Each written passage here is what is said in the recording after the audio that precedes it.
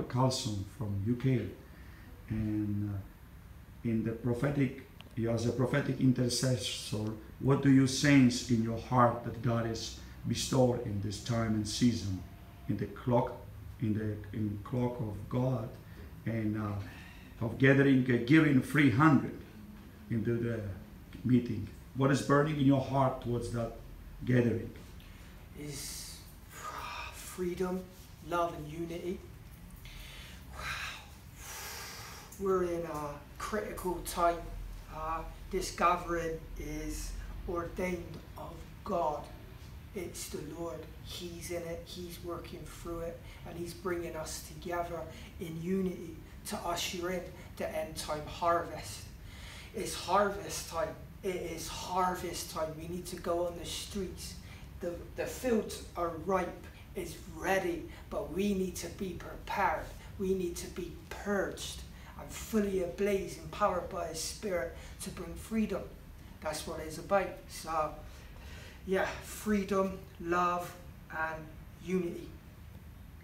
Amen. Well, praying in the Spirit for the gathering, for the camp, for the Gideon 300, I seen a ball of fire from heaven just come, and it just exploded into this place, and the chairs, the carpet, everything was just on fire.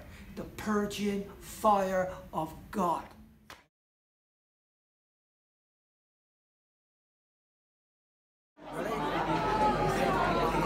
We're on the last day of this camp. There's freedom. There's freedom. Jesus is here, and He's purging our hearts and sanctifying us so we can fulfill our God-ordained assignments, God's vision for our life. And as each day, I'll be coming into each day, I feel more and more freedom. More and more freedom in the Lord, in His presence. Yesterday, I went back home after I received the Lion of Judah and more fire. I was consumed with faith, and I was roaring. I roared 3 times when I got back to the dwelling, and I was just praying, and I couldn't stop praying. And I was declaring and loosing a fire over my community, over England, knowing that it was God possessing me and working through me. So I'm excited for what He's going to do. My name's Colston. I'm from England, born in England. While going to the Refiners Fire Camp, God told me to walk back to where all these books was. So I walked back, and 2 people from Malaysia picked up this Bible. As I walked close to this Bible, the Spirit of God just fell. I was like, the minute I took hold of this Bible, God said, this Bible is John Wesley's Bible. You preach from now on from this Bible. I knelt.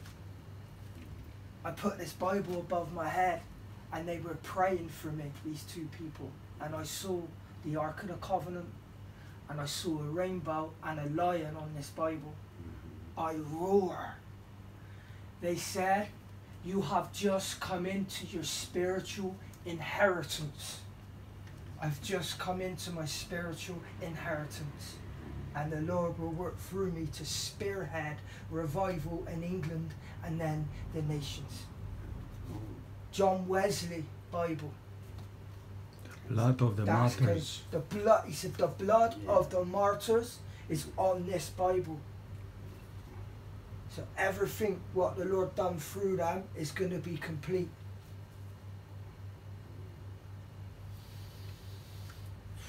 That's nice. Wonderful. Yeah. And King James was from England. Yeah. Colston. Hello. The Lord told me 3 months ago to leave England and leave everything behind to serve Him. So I did. I left England and flew to Scotland, and from Scotland to Ireland, Ireland to Malta, Malta to Vietnam, and now I'm here in Thailand. When I left for Scotland, I didn't know that I would be here. I went not knowing. You know, Abraham went not knowing. And that's what God does. He tests the hearts. Have we got a heart after him? And my heart's after him. My 2 months here in Thailand has been life-changing. I've had so much impartation, so much confirmation from the prophets. I had the vision in depth. I have my inheritance. I have a very special Bible here. It's John Wesley's Bible, and it's been passed down to me from the King at the Revivers fire camp, and I get to go back to England with this, and the King tell me I only preach from this Bible because he's reversing everything. He wants to bring freedom to all colonized nations. So it's deep, deep stuff, and I'm still sat here in the dwelling, overwhelmed, struggling to, you know, get into my heart all what Jesus has done here. I could write a book about my stay here in Thailand. I've seen people get saved on the streets. One thing I've learned is to fight together as a family, that we need to all be one and united together as a family, and then we win. We fight together as a family. There's no strife, there's no competition, there's no one ministry is doing this. We together as a family, united in union with the King. And then, you know, you got the Moses on the mountain, you got people praying over the community, but then you got the Joshuas going on the streets, pulling people out of the fire, going into the dark places. And that's what it's about, kingdom family. And I've learnt that now. And I'm going to take all this back to England, and we need to fight together as a family, one vision, one God, and get on with the King's assignment, not our assignment. It's the King's assignment.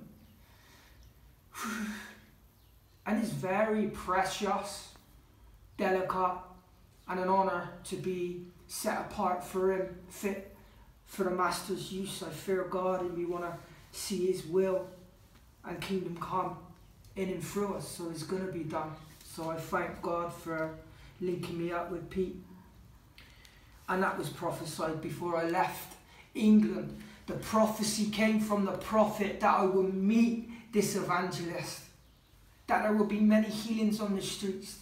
It was prophesied. So I'm in Christ, fulfilling his will, and that's the best place to be, in him. And when we get to that place of knowing that, like Paul, he said, I've learned whether I got a lot or I ain't got anything, to be, you know, to be content. That's great gain. Great gain and wealth is knowing who you are in Christ and that you have access into God's presence every day. That's the main goal.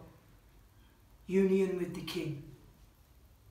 So I thank God for leading me here, for consecrating me and purging me and getting me to this place of knowing that he's chosen me so I can just minister to him and burn incense and serve. It's all about him, and abiding in him in union with the King is about intimacy. And I've learned. So I want to thank you for your hospitality, for your obedience, because I've really, really learned a lot. I've learned to keep fighting, to keep praying, to strive to live peaceably with all man. Even when negative thoughts come trying to bring strife, we need to dig our heels in and fight and understand the real enemy is Satan. It's not each other. It's not each other. We fight and strive to keep peace, to work together as a family. And then that's what melts God's heart. You know, when we peacekeepers, you know, God loved that. Because it's no longer about us and our ministry. There's no pride there. It's not about us and what we do. It's about the King living in us and what he does. So we are to enjoy this ride with the King. And I'm on this wave. I seen it in the spirit. I was on a surfboard and there was a lion on a surfboard and there's a tsunami wave. And I was just surfing, smiling. And we all going to surf this wave together and finish strong and fight as a family. So thank you.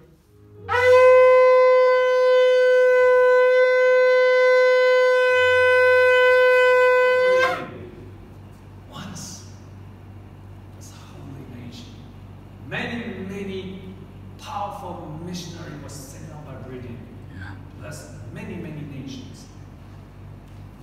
Now it's a season that we, as a beneficiary, return the favor to our brother from Britain.